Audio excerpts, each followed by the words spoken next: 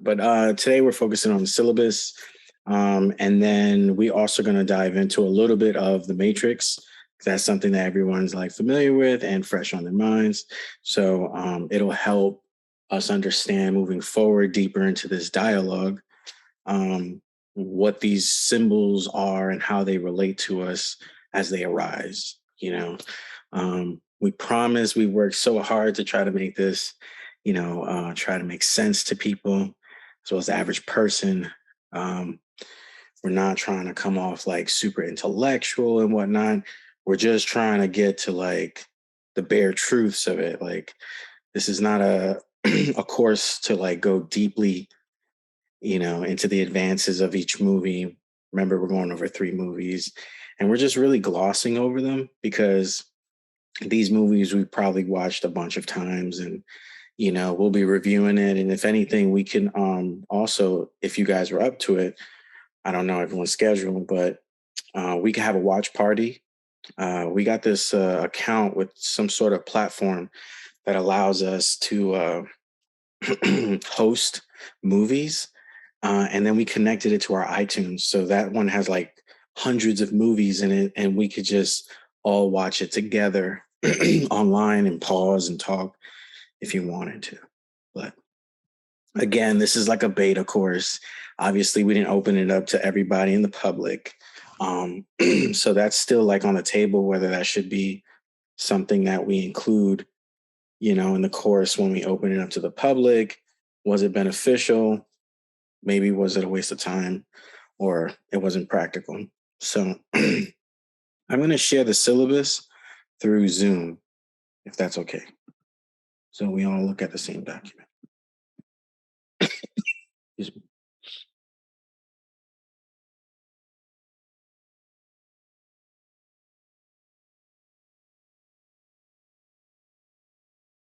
Oh, it's happened to me last time. Sorry about that. I sent it directly to Majesty.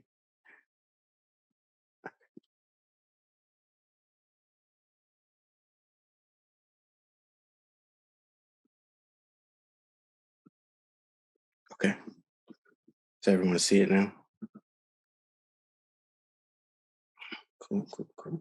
All right. So I'm going to share my screen right quick.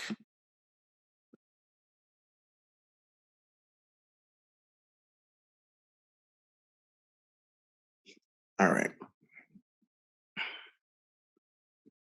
Can y'all see the syllabus on the screen? Okay. Yes. Cool, cool, cool. All right. So again, welcome to Between Film. This dialogue will really focus on the hero's journey and what does that mean to us. So really quickly, this dialogue will focus on the many journeys we experience in the development of the self. The late psychiatrist and psychoanalyst Carl Jung defined the self as the totality of a person's being. And the word is, excuse me.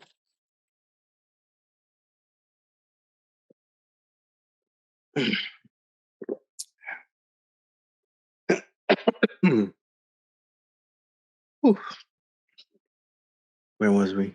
And the word is capitalized to denote its centrality, centrality, being centered and sacred.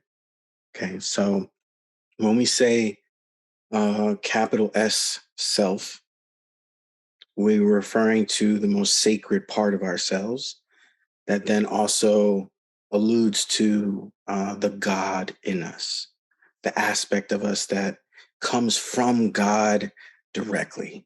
You get what I'm saying? Because we have so many layers to ourself, because we have the ego that creates persona, how we want the world to see us. And everything with a consciousness has sort of this map of an idea of how our minds work. Our ego protects us, thus creating the images that we want the world to see when we wear our mask, which everyone does. No one is completely maskless. We need masks to operate and maneuver in the world. especially within society when we're dealing with other complicated beings. Um, so these masks become boundaries, right? If we think about it like that. And so when we see a character or a person switch masks, right, we're seeing them switch maybe a personality trait or how they show up or how they engage with people. You could have a very militant person one moment and then a very vulnerable person the next, depending on who they're engaging with or what they're engaging with, right? Um, I guess your typical heterosexual example could be, the big strong man, maybe like a soldier, and then he comes home to his wife privately where he can be vulnerable and cry and, you know, so now we see these masks, they're different, and that's what they are. Um, and a lot of times we beautifully create masks for specific people. When we have like really like exclusive friendships, that is a mask being created. That's a profile of ourself, right? Now we're saying all this because all the while, no matter what mask you're wearing, there's always something that is constant.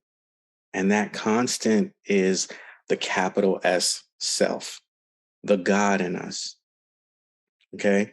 So that's what helps us connect to this idea that God is in all of us, the same God, you know. But of course, we're challenged with the many different perspectives of how we understand God. But we're all talking about the same source element, the unchangeable, the unmovable, right? The whole list of synonyms of what God represents in a sacred context, you know. So that's what we're referring to throughout this dialogue when we're talking about self. We probably won't even bring up the smaller self because you know the smaller self consists of what the ego creates, right?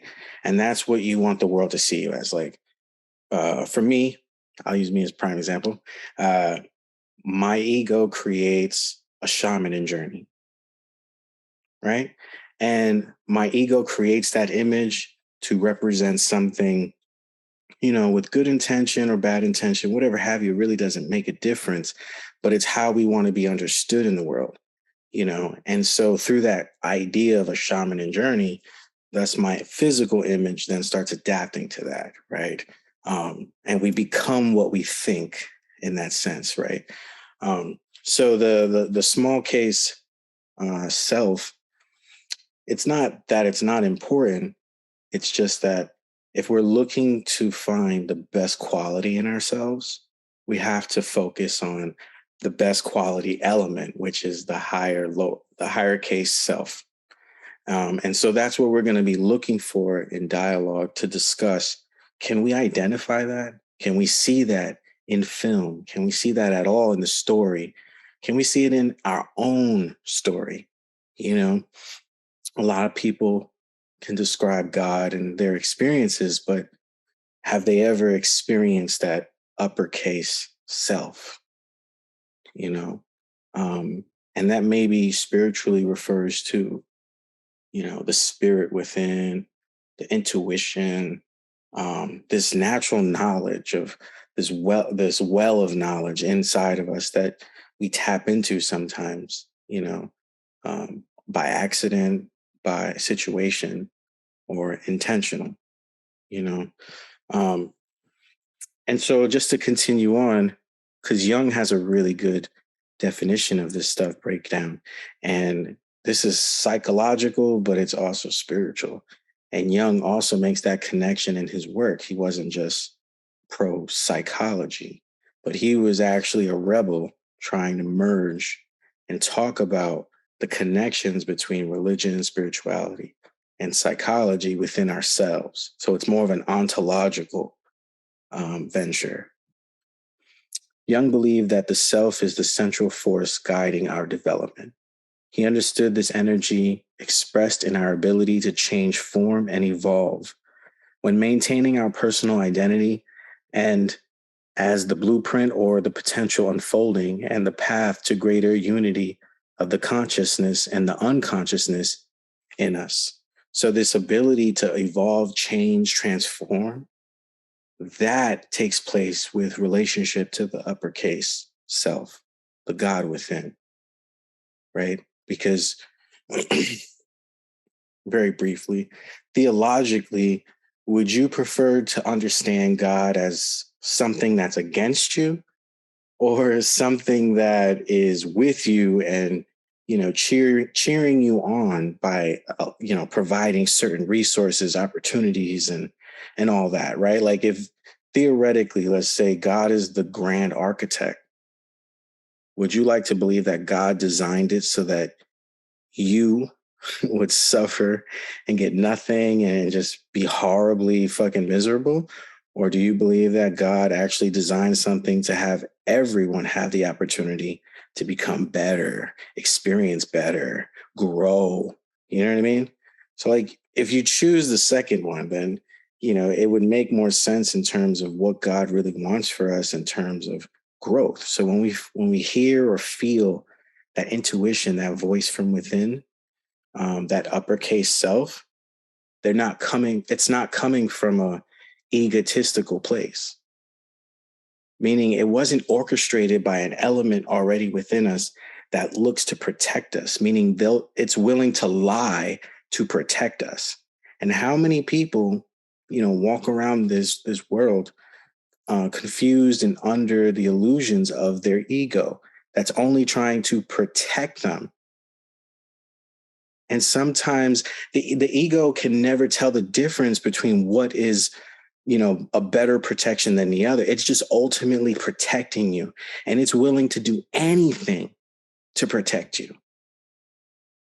That means lie, cheat, and steal to protect you. That's your ego. So, it's really interesting how the ego is not part of this other aspect of ourselves, the uppercase self, right? And we have to make this distinction because when we're looking through film, you may say, well, I see myself there, but I see myself there too. How can I make this distinction between this is an egotistical version of me or an egotistically symbolic representation of me versus a divinity symbol representing me, like the bettermost, like, I mean, the Jesus, if you would, of our choices, right? The ultimate example of the highest ability or potential of humanity, right? Um, are we thinking and growing in that way? Or are we looking to be destructive and destroy, right? And this is beautiful because you're going to see both in film, right? Because film actually represents us. Who do you think makes it? Us. So when we create things, we put ourselves in it, at least parts of it. And those parts are relatable, right? And so we could all walk from different parts of life, but watch the same movie like The Matrix and gather the same similar meanings. What does that mean? Right? These ideas, these symbols are so much bigger than what we think. We're not just looking at cool pictures and sounds, but we're looking at symbols. They mean something, and they come from a human being's consciousness that means something, like they've experienced something. Some filmmakers make movies out of their traumas, you know, and a lot of people can resonate with that. They pay, $20, $12 a ticket, no matter, to watch that because they want to see some sort of representation of themselves. Isn't that interesting? Like, we look to see ourselves in things and we're willing to pay for it. We're willing to do all kind of things for it, So that's also why we put together this particular kind of dialogue about theology and film, ourselves in film, because wherever we talk about God, we have to talk about ourselves too. We're tied to the hip. There's no way we can talk about God and not talk about humanity. So does anyone have any questions or comments so far? I don't want to hijack the time. No? Good. Okay. Um, so here we are. Some of the questions we will be exploring is what is a hero's journey? Um, what are archetypes? What is a personal myth? How does film help us in the development and understanding of our own hero's journey or personal myth? So we have this idea that, a hero's journey doesn't just happen one time, but a hero's journey is describing a particular journey at any given time. And the person journeying, typically is through consciousness, a conscious being thinking. Um, and these journeys symbolize basically the trials and tribulations necessary to develop and evolve, right? Because no one really goes through a hero's journey going backwards.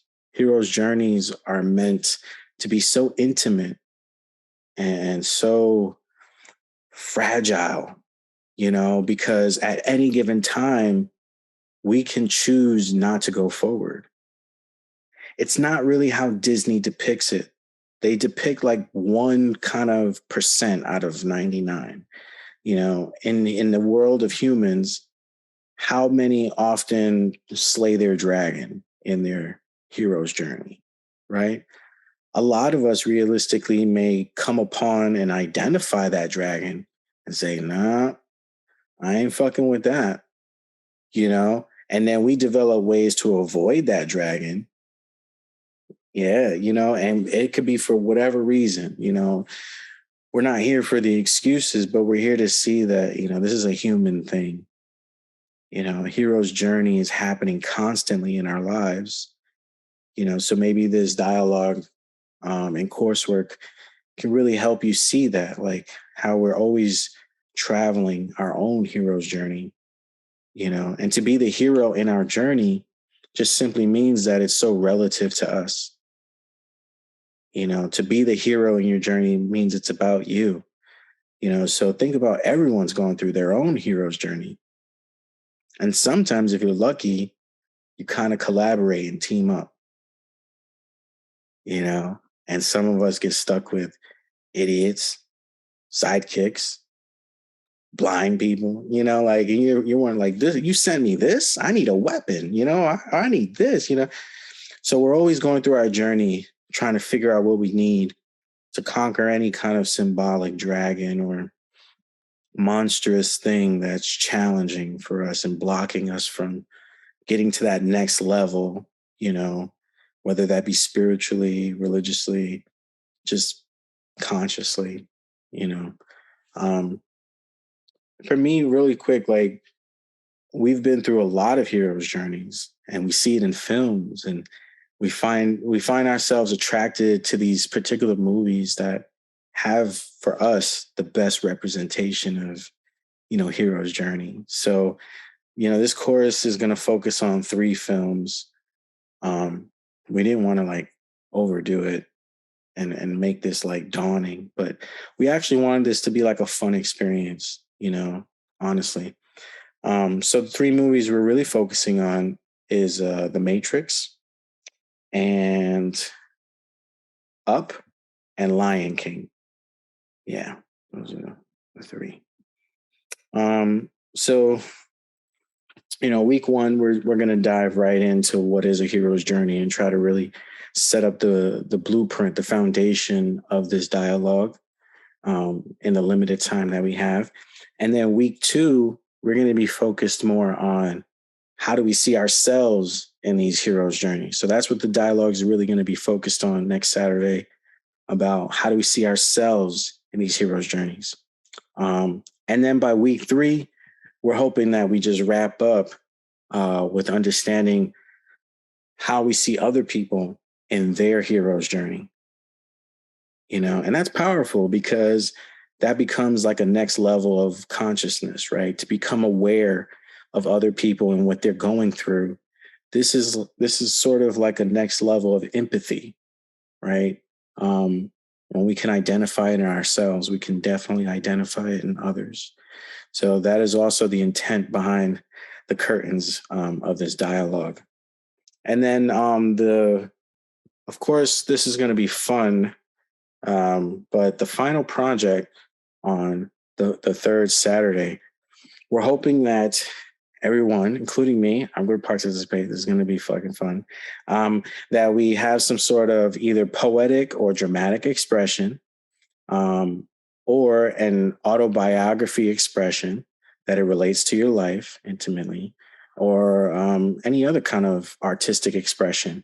And so we have a breakdown for clarity. But if you have any deeper questions, please ask at any time.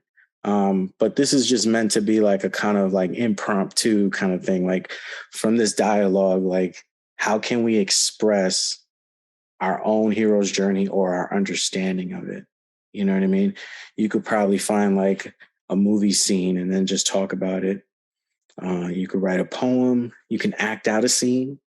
Um, but the point is to like really get us to creatively and imaginatively put ourselves in the position of, artists and see how do we see these things and how can we express them, and maybe see what comes from that. It might inspire you outside of this course to do something that you thought maybe you could never do, because we've all been children before. And, creativity and imagination is at the root of us. It's our right side of thinking. So let's see. Yep. So the Matrix, we can talk about that a little bit. If you guys don't have any questions so far, we can start talking I about do it. have a question. Yes. When it comes to expressing ourselves and using a movie, does it have to be of the three movies that we use? Or we No. can just, okay. Thank Go you. outside the box, please. Definitely. Whatever like settles into your heart and say this right here. And it can maybe it could be a movie scene that really moved you, or meant something to you, and then just talking about that. That's a form of us analyzing as well as articulating heroes' journeys, and we're really talking about people, right? At the core of it, people. And as future leaders, community organizers, maybe even church leaders, what have you, whatever leadership position you find yourself, it's always a plus to be able to analyze and work with people, because at the very core of leadership is getting people to do something they don't want to do. Right. And some leaders use force and some leaders persuade, or give the option to people, but inspire them. You know what I mean? So, and you're going to see a lot of that in different heroes' journeys. Some heroes' journeys are dark. And for me, I think those are the more complicated, advanced ones. Not to make a hierarchy of it, but it's just those are the more challenging journeys to really unravel and understand because they're so dark, and everything about them, everything you're supposed to be learning comes from a very dark place. So it's a very scary journey, and a lot of times we don't want to be alone, and so we don't go very far. After a while, sometimes maybe we'll muster up a courage to go in and to the dark abyss of our journey and come out shining, but that's not always the case. There's so many like scary things out there that are preventing us, containing us, creating these boundaries for us so that we don't step into our higher self, our more evolved, more healed self. Um, but yeah, you guys seen The Matrix.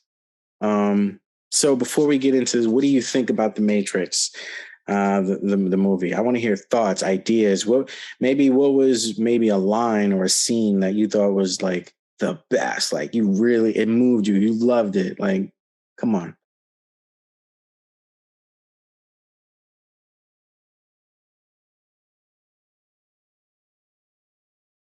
I love The Matrix. So that's really tough for me to say which line. But I think what sticks out to me is the pills, the two variation of the pills, to choose to stay in this false reality versus to know the truth. Mm. I think that was a big deal. And then even just that process of going into that reality, that there was still a rebirthing that needed to take place. There was still a, um, in order for you to get there. And of course, I think the thing that's because I'm just thinking off the top, is the biggest part is acceptance. Even though he went through the process, it wasn't accepted. And when he got through he accepted it through death. Mm. He accepted his purpose through death. It didn't matter who told him what. It was until he had made an acceptance that he was able to accept who he really was. When he accepted who he was, then he overcame. Then he was able to save. Then he was able to live out his purpose. There was no longer a question about who he is. Because in the second movie, it just went directly into, this is who I am. Who was at the door? What's going on? He now lived out his purpose. People came to him in need. People came to him because he now accepted who he was. But you see him as he's battling, that he came from this guy who was talked down at, you didn't do this, you're not this, you're about to be fired, to now being the one. That whole thing, it's really moving mentally.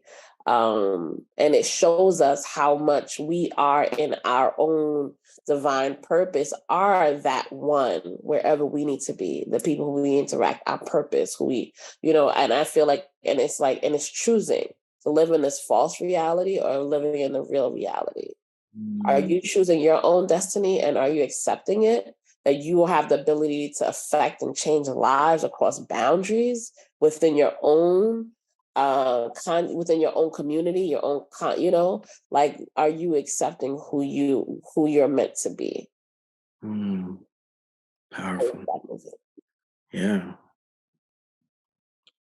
definitely. That to add on to that was incredible, by the way. Like, I had to refresh my memory again. And I do that a lot with a lot of films. And it's like seeing how Neo, like many of us, or even myself, I can say, are plugged in, like there's still the system that you're part of. But there's still a part of you that it's like, you're conflicted. You want to get out of it. Then at the same time, when it comes to the truth, you're like, wait a minute. I can't accept this. Like this is not true. This is not right. I don't believe it. So when he was, in the Matrix, and he's, in the ship, and he's there, like going through the trials, and his training. I also noticed how with Morpheus, he's telling him like what he is, but he doesn't believe in that. Not until, like what Vashti mentioned, like not until he himself dies. So that's also symbolic, where it's like a part of us, or that old self, has to die in order for this new version of ourselves, that no matter what it is, like nothing can bend your kind of beliefs. So yeah, there's just a lot of symbolism in the movie. And then you get to see like the other characters, that even though there's like this team, like they're about this truth, like they were woken up and all that stuff, but there's always someone that still doubts, or still feels like there's not enough. What's his name? Not Mouse, it's the other guy with the mustache, and he's bald. And he tries to deceive Neo. So then you get a lot of that in life, where it seems like you're going somewhere, or you're part of something, and then it turns out that, you know, some folks, they have other intentions. And sometimes it's difficult to kind of decipher that Mhm. when you're trying to do the right thing, you know. Yes. Yeah, his name was Cypher. Cipher. Yeah, yo, oh my God. Hold on, let me get this right quick. I wanted to share this little bit of information with you guys. Okay.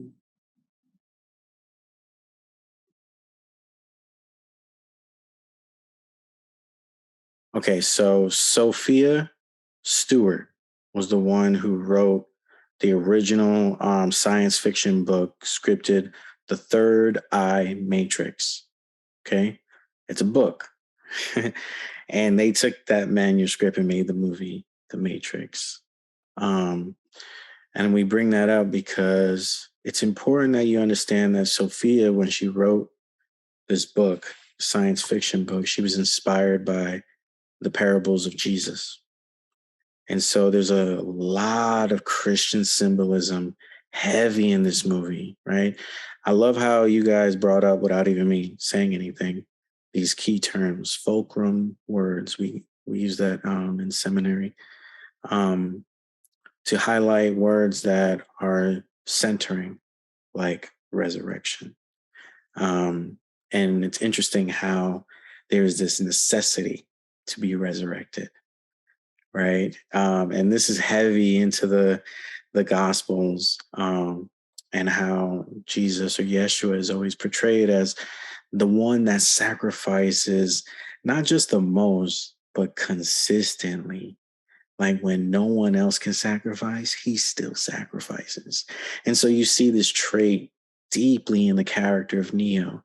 You know, when Neo doesn't believe he has anymore, he realizes he's just getting started because he's the one.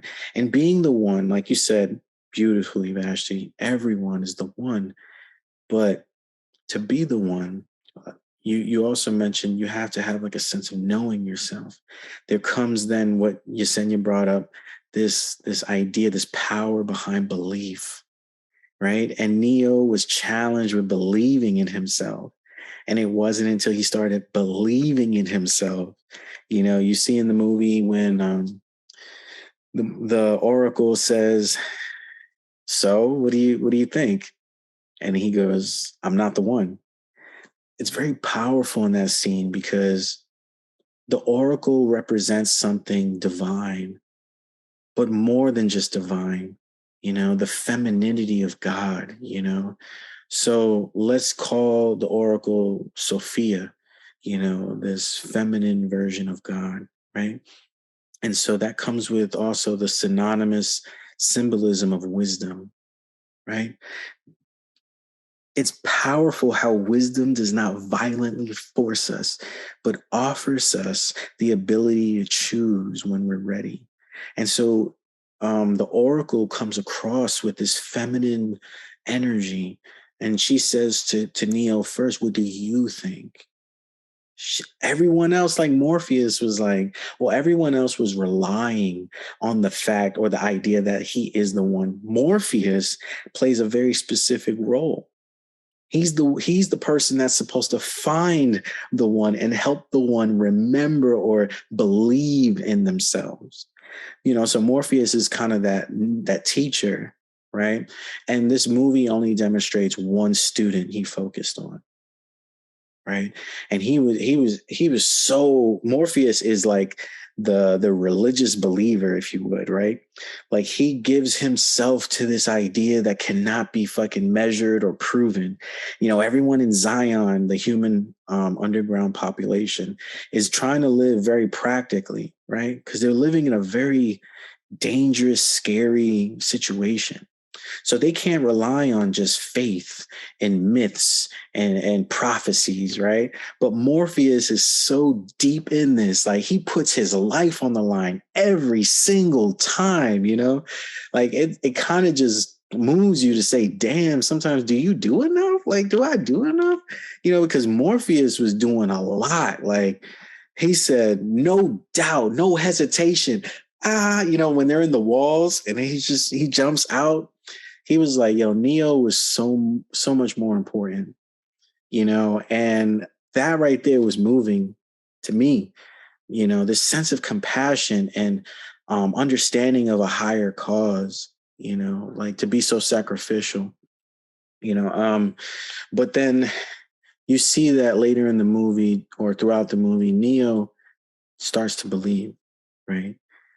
I love the scene when Neo says, no, wait, the Oracle told me this would happen.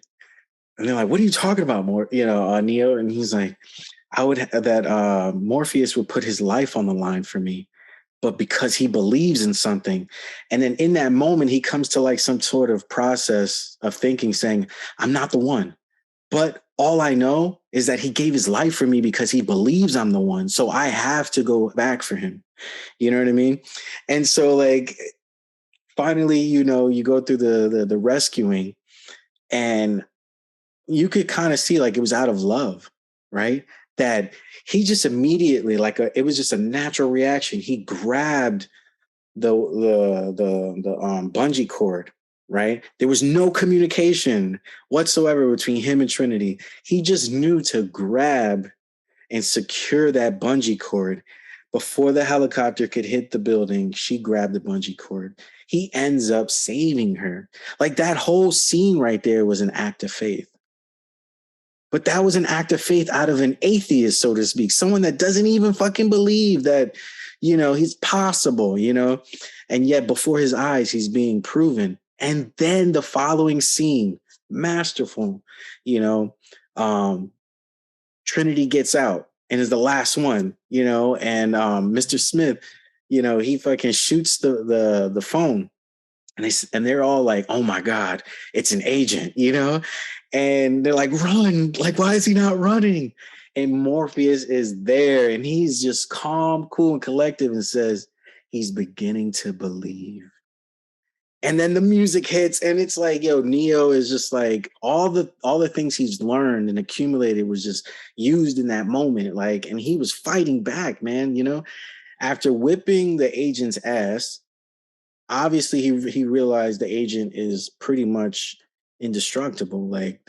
But he gave him a run for his money now, So he's like, all right, like I showed you I'm not gonna run from you anymore, but this is crazy. I can't do this shit all day. I'm still human and you're not. You're an algorithm, So that right there, even symbolically, is powerful. Like the human spirit is combating against a very digital binary algorithm, like just zeros and ones that are stacking on top of each other, and somehow just continuously follow patterns to make sense. But the difference is, even though we're kind of doing that, we have emotion. And Mr. Smith demonstrates he lacks all emotion.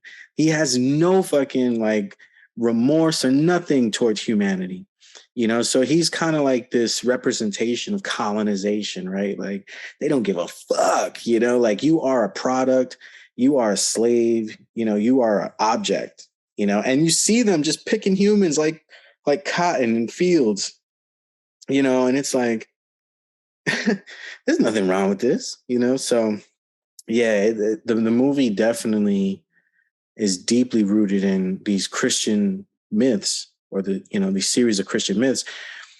But we brought that up because it's also beautiful how that doesn't just belong to Christians. These myths can be found all around the world in different cultures. And it doesn't take away from Jesus or Yeshua's validity or divinity. It just adds to it and says, God didn't come in flesh one time. God is in flesh when we're all living, like in all of us. We all can become that fleshly version of God. But it takes a lot of work, right? Like we mentioned colonization. Colonization is embedded in the Matrix code using the Matrix movie, so like you can't escape it. We're breathing it, or we think we are, right? The whole concept is based on our beliefs. And yet, Yesenia, you really hit it on the nail when you mentioned that about beliefs are very strong. And in this movie, they definitely highlight that, like the importance of beliefs and making choices based on what you believe. You know, like when Neo chose the pills, the red or blue, he was choosing based on what he believed. The real beauty and the persuasion of it, the romance, if you would, of it, is that Morpheus knew Neo's intimate desire, right? Like he knew deep down inside Neo, I know what you're looking for. Trinity even says it, right? And it's basically like this calling to like this inner person, right? Like the one that's being genuine and true, you know. And Neo's like, damn, no one's ever talked to me like that, you know, or what is this really about? Because all the while he feels trapped, right? Not to get too ahead. I know y'all advanced though, but you know, we later learn, like in the other series of the films, that all the while Morpheus was part of the algorithm, a necessity, part of that hero's journey, right? Technically, he plays the mentor. Here we're looking on the screen here on the Matrix. He plays the mentor, right? And the mentor is an archetypical symbol, like a set of patterns, but it repeats, but it exists for a reason. So we learn, like in part 4, when Morpheus looks younger, you know, that was Morpheus's pattern. It reincarnated. Like it just, you can't kill it. It just keeps coming back, and it comes back in different forms. And so it just so happens that Morpheus realizes why he was brought into the journey, why he exists. And his sole purpose is to remind the hero, who is Neo, of who he is. And so that's why Morpheus really poetically becomes Neo's like biggest fan, biggest student, because he's like, oh, go ahead, please. No, you're on mute. You're on mute. Sorry. To add to that, do you think that Morpheus, because him being a mentor, that maybe he saw himself in Neo? Yes. The answer is definitely yes, because for the mentor to exist, it's the relationship between the student and the teacher. The student only gets a teacher when the student is ready, and the teacher only presents itself when the student is ready. And so this idea that Morpheus comes into Neo's life in a particular time, Morpheus wasn't there the whole time. So Morpheus, look how old Neo is. Why didn't Morpheus find him when he was a child? Right? Because he wasn't ready. And this was the closest he would get to being ready. This is where we hit the crossing the threshold, right? Where now Neo's at a part of his journey, his life, where he's like, I got to change something, because this repeating, it gives me this feeling of boring. And then it drives my curiosity to believe that there's got to be something more, right? And so we don't do well as humans when we are repeating the same shit on time, all the time, every time. That's imprisonment to us, right? Like, think about our society, 9 to 5, 9 to 5, 9 to 5. People get tired of that. The same shit. I got to wear a uniform, the same thing. I get the same pay with the same food because I'm locked in. You know, after a while, we feel sick. We feel depressed. And that's telling us something. Psychologically, spiritually, is telling us that humans are not designed to do the same shit. We're meant to do something, but keep going. We're evolving. We're growing. You know, the fact that we can think for ourselves, that ability is a superpower. You know, we can create out of imagination. We don't have to wait for God to do. We can just do it. Like, we have that ability. You know, it's not like you have to like check in with God and God appears to you and says, you have to ask me my permission, kiss my ring. Okay. What do you want? we don't have that. Like, we can think on our own, so to speak. We have that freedom that God gave us, you know? So when we talk about the mentor and its relationship, mentors are all around us, you know?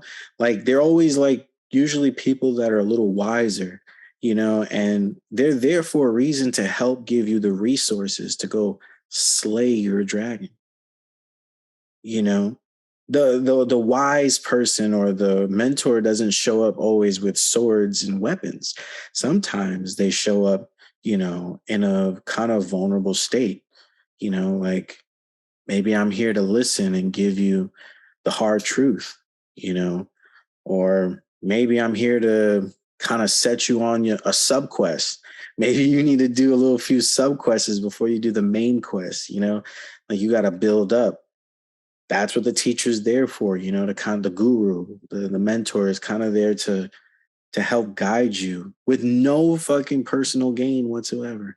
Just the mere satisfaction that you are fucking getting your shit together.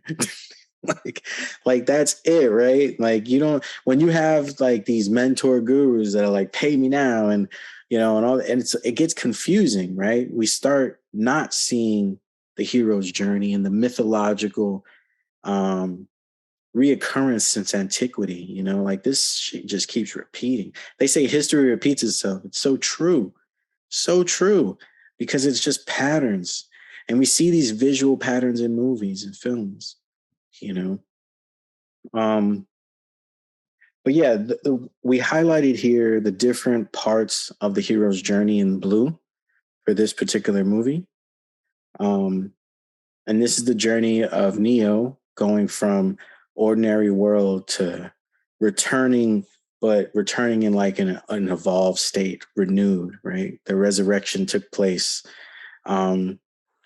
So if we could just really quickly, I know we're getting close on time, but could we talk about this resurrection piece? I think there's a lot to be said about this that I think you guys can really contribute.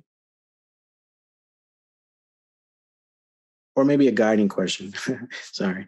Like, how does this resurrection piece, how does it come off as important or not important? What do you think? Like, can you make do without it? Can you repeat what is the resurrection piece, please? Oh, for the movie? Yes. Oh, so okay. In the movie, Neo is resurrected when he dies because Smith shoots him. And Yeah. that right there was a powerful scene, of course, because it's also theopoetically saying he didn't believe he could die. And for that brief amount of time, that very short amount of time, he got shot by 50 caliber bullets, which are big fucking ammunition. Now, this is the shit that we use to put down hippos. They put a handful of these, meaning that man should have not had no arm, no torso. Like, so the movie really watered it down, but that's some high ammunition.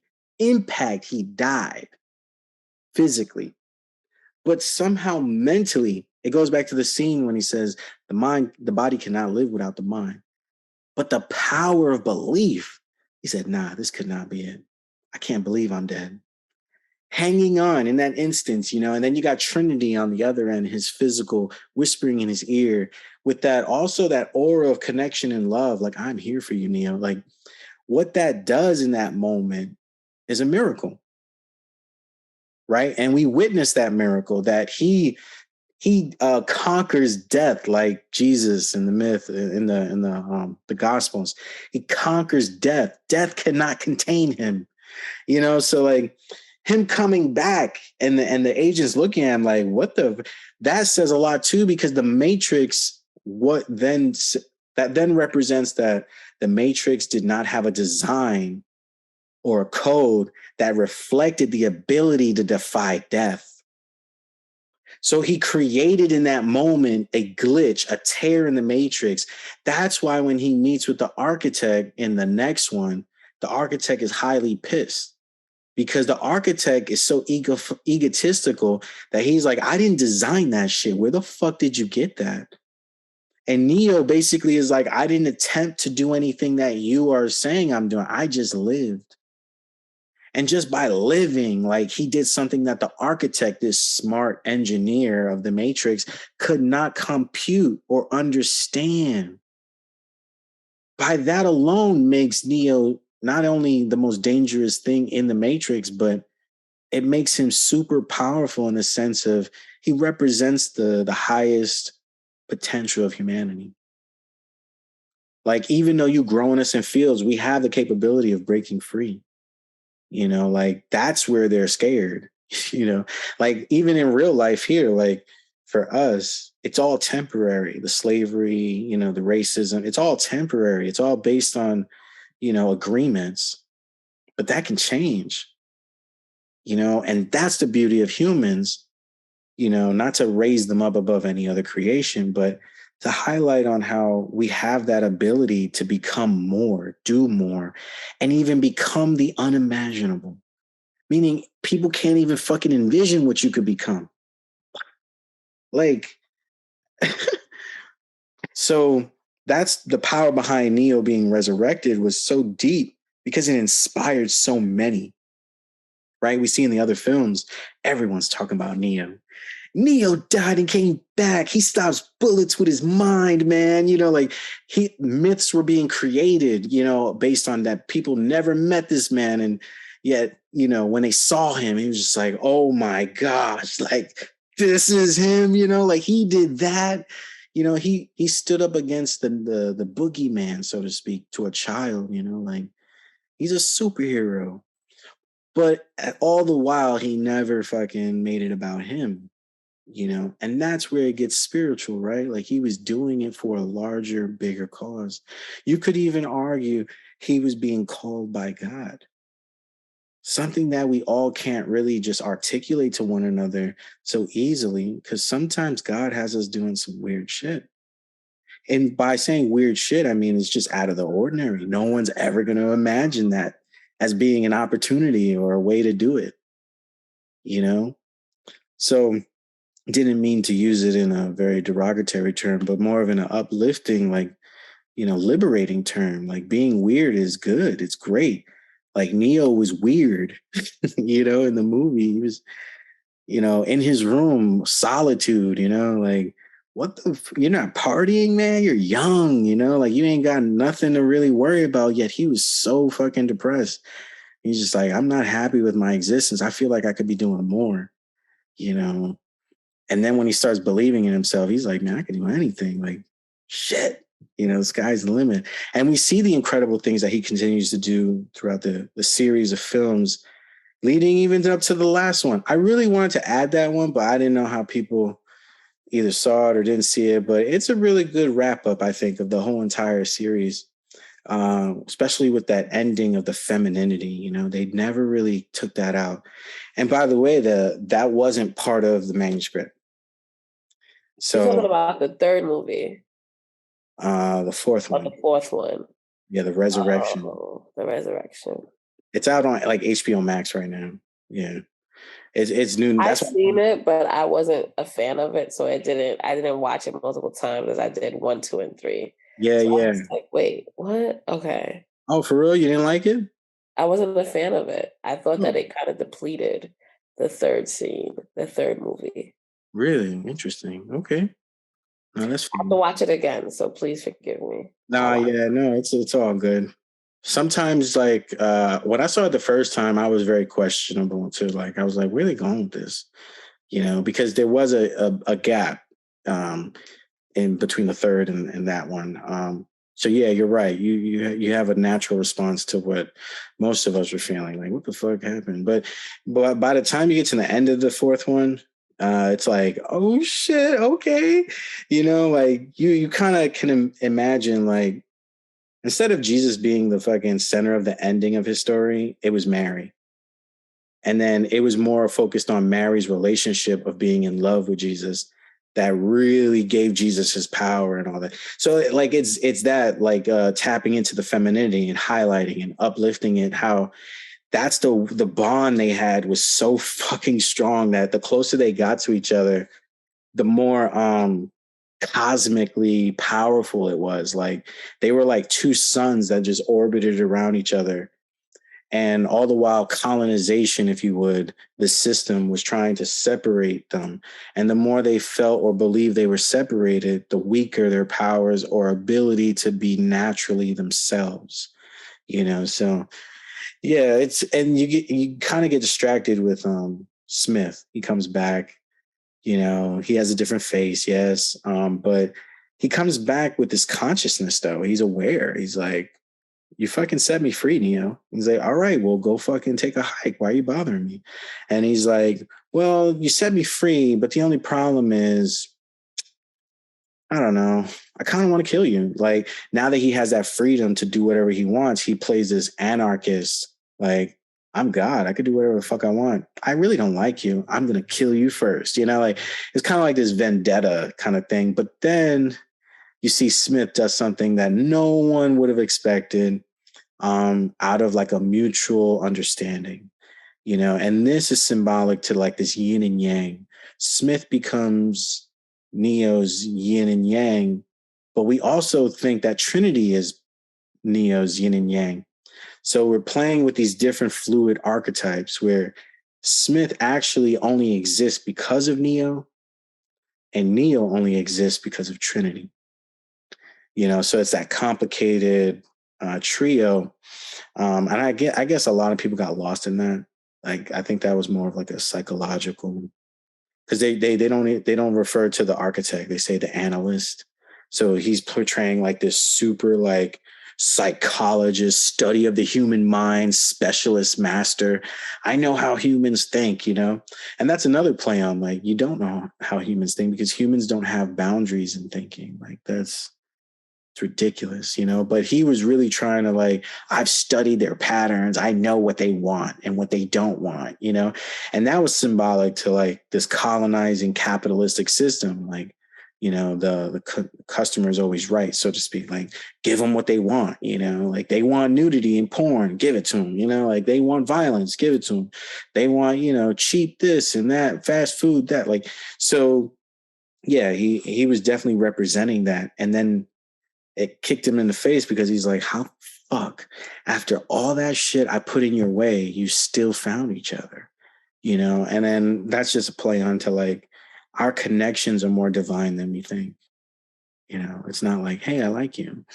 Like we love people long before we even know them, but we spend our life drawing near them, like, look how we all found each other in this course, like, but we've all lived different lives. And it's like, you would have never imagined you'd be right here, right now, talking with these people, but yet when it's happening, it's like, damn, I feel like this was in the making all my life, so yeah. Okay. So next week we're going to go over, Up. Up was a long one, as you can see. And I didn't want to touch it yet. Lion King is short. We can touch on that. Really quick, the rubric. We put together a rubric. We kind of wanted to make this experience not only fun, but be able to be measurable on an academic level. So in the end, you'll realize we've had these doctoral conversations. That's the level of talking that we're doing here, because we're talking about very in-depth analytical things, right? So this is not BA, MA level kind of thinking. This is, we know what the issue is and we're analyzing it, right? So we came together with this rubric. Please review it. It's pretty self-explanatory, honestly. But it's just all measuring whether, you have a good understanding of the hero's journey. That's slightly reflective of me. Have I been able to give you the opportunity to understand it? And have you processed it in your own life of understanding? Like, how do you, can you teach it? So that is the goal here too. Out of these 3 meetups, you should be able to have your own kind of like little, I don't know, PowerPoint presentation on, what's a hero's journey, and be confident about talking about it in your own way. That is, our intent in the background. Grades, yeah, that's just there for there, like But if this was a course that actually mattered in an institute, then everything we're doing equates to this kind of system. And we just want to share that. There's a bibliography if anyone's interested. There's books, and all these books we've used to put together these forms of thought. So we didn't want people to think like, oh, it's a course and I got to read. And the fun thing about it is you don't have to read in this course. Everything that we need, we're going to talk about, and we're going to see it in film. So us talking about today about the Matrix was like the textbook, opening up the textbook, equivalents. So we did a lot, and you guys contributed a lot. And the last thing before we go, excuse me, these words back here, words and dialogue. These are really just Jungian terms that we're going to be using throughout the dialogue to talk about these movies, which we kind of hit a few of them today, but we encourage you to just look through them just to kind of get an understanding of the language that we're using here, and why are we using this language. And we can get into that next week as to why we're using Jungian psychology, if anyone's interested, versus Freud, and we'll be more than happy to explain that. But yeah, the best thing, if you want, cut out like a hour or two throughout the week. If you haven't already seen Up, or you haven't seen it a lot, maybe, watch it again.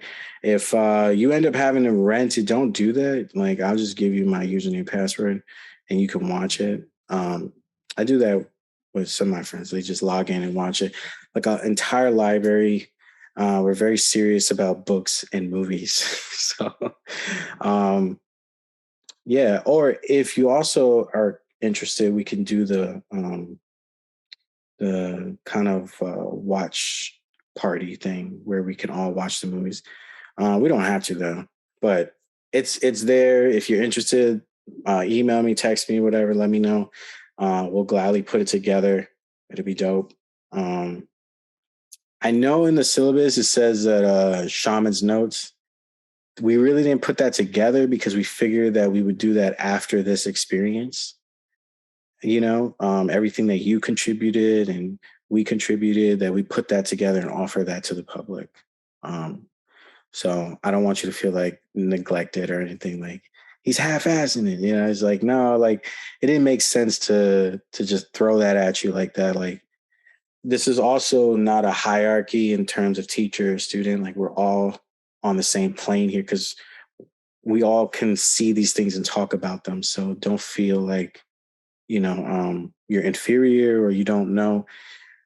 Pretty much we're all putting our thoughts together here to formulate something that the public can use in future courses. You know what I mean? So thank you. We deeply appreciate it. No shade to anyone else, but thank you for showing up. It takes time and energy, and we know that. We are so grateful. Like, you have no idea, no words, because this is the work, and it's even though it may not feel like a lot, and over time, it's a lot, and before you know it, we're going to be having a working course, that we can offer to the public and really venture out and say, we did this, we helped put this together, and, be proud of that. But yeah. Any closing thoughts, ideas? No? Okay. Thank you so much for your time. Yeah. I Yes. love your syllabus. I think that I am hard on presentation. Hard. I feel like whenever I come to a course and I see like dates aren't corrected, or I feel like you don't consider me. And this isn't a paid course, and I see the time and the love you pour into that. It says everything to me, and it makes me want to make sure I'm on time. It makes me want to make sure I show up, because of the time that you spent on this. I'm like, I need to ask him how he did this. Like, it's I love it. The presentation is amazing, amazing, amazing. Thank you. That alone would have got me into your class. What? His Mm-hmm. presentation, I will be there. I'm mad about, presentation and showing up and showing out. I appreciate it. So thank you because you are outlining what you expect from us, and I appreciate it. So Yeah, and it's mutual. So like, just as much you hold me accountable too, please.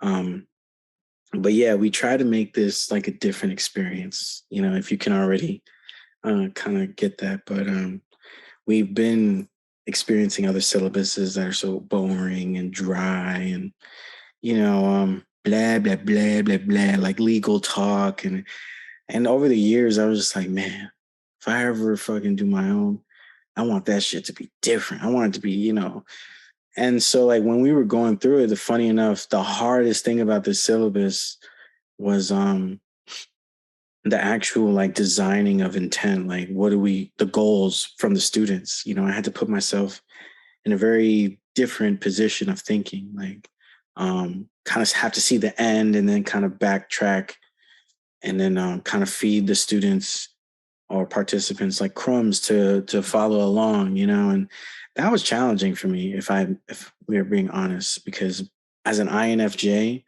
I'm thinking large, and that's why I deeply love my counterpart, because their personality reflects thinking detail, and we cover both grounds, and that's why we're such a great dynamic force. But man, without that, bro, I'd be like, people are lost when I talk a lot of times. They're like, what the fuck you talking? It's just like out there, like they're not even ready. It's light years away sometimes, and it's like, damn. And me trying to be an effective educator, that was my challenge. I just want to be vulnerable about that, because I know it looks amazing, maybe, but it took some blood sacrifice, man. Like I was like pulling teeth, like going against what's naturally like mechanically happening in my mind. I'm like, damn, I gotta worry about the details, details. Yeah, and it's like, don't overthink it, love yourself, it's like, shit. So, definitely, I think this was so challenging for me, but it was good. Like, and we're still learning. So also the syllabus is organic. Please, if you spot anything, Basti, I know you detail to attorney, like if you spot something, please bring it up. I won't take it personal. It just makes it better. It's just I have so many things going on. I focus on things, but like I don't give it, 100% because I'm too busy splitting myself up. But as best as I possibly can. So I know my secret editor helps me so much, because if not, bro, I'd be some dyslexic fool out there. What the hell are you talking about? So yeah, I'm nothing without my people, my family, my friends. You guys definitely help this become something. If anything, a step in a different direction. So thank you, like for real. By the way, amazing class today. Thank you. I was so nervous though. Like I don't know why. It's Pisces, just get nervous.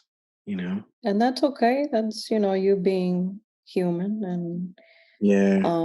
I don't think, the few times that we've been here, I would say that you have come such a long way. And Yeah. like me and all of those that do support you, like we're very proud of you.